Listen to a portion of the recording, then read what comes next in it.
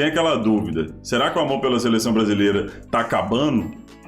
O que vocês acham aí? Pode estar diminuindo muito por causa tanto do desinteresse, por causa das últimas campanhas do Brasil que não foram das melhores, tanto pela falta de alguns jogadores, assim. Tanto que o tema é craques, pode estar faltando alguns craques na nossa seleção.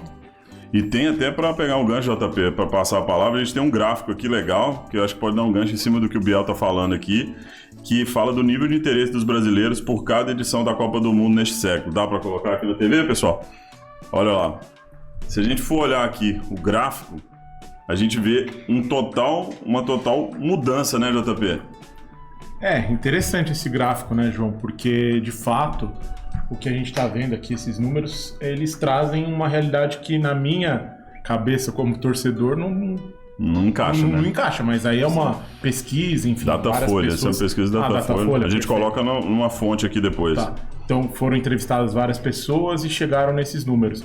Mas é muito interessante você ver que até 2006 a gente tinha uma curva ascendente aí com grande interesse por parte do brasileiro nas edições da Copa do Mundo, e depois foi só caindo, né? A gente teve um repique aqui de 18 para 22, 18 foi a mínima, né, com 18%, e foi para 22, que é um número muito baixo, né?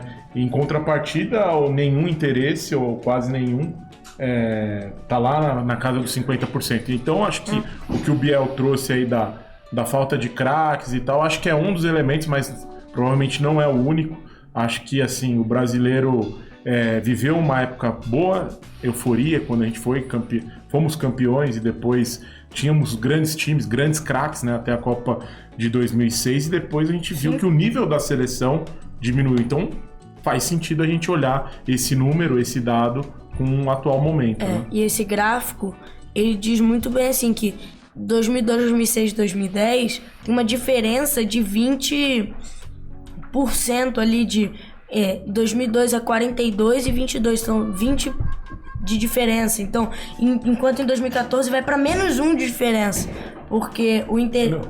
Em 2014 a Copa é no Brasil ainda. Sim, a Copa foi no Brasil, o Brasil chegou na semifinal. É uma pesquisa que, no mínimo, assim, preocupa, né, vamos falar assim, porque se a gente falar, e aí mais uma vez, né, nesse aspecto é bom saber que o nosso canal aqui tá no movimento certo, porque a ideia é que a gente ajude e apoie aí para voltar esse amor pela seleção, para que essa curvinha que subiu de 18 para 22 e 26 ela aumente cada vez mais e diminua a parte da vermelha ali.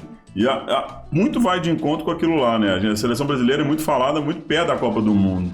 E aí quem não acompanhou ali naquele intervalo, naquele período, seja por N motivos, e aí um dos motivos que a gente vai falar aqui, eu acho que pode estar correlacionado, que é craque, porque a gente tende a ver que craques na seleção atual, como é que isso tá?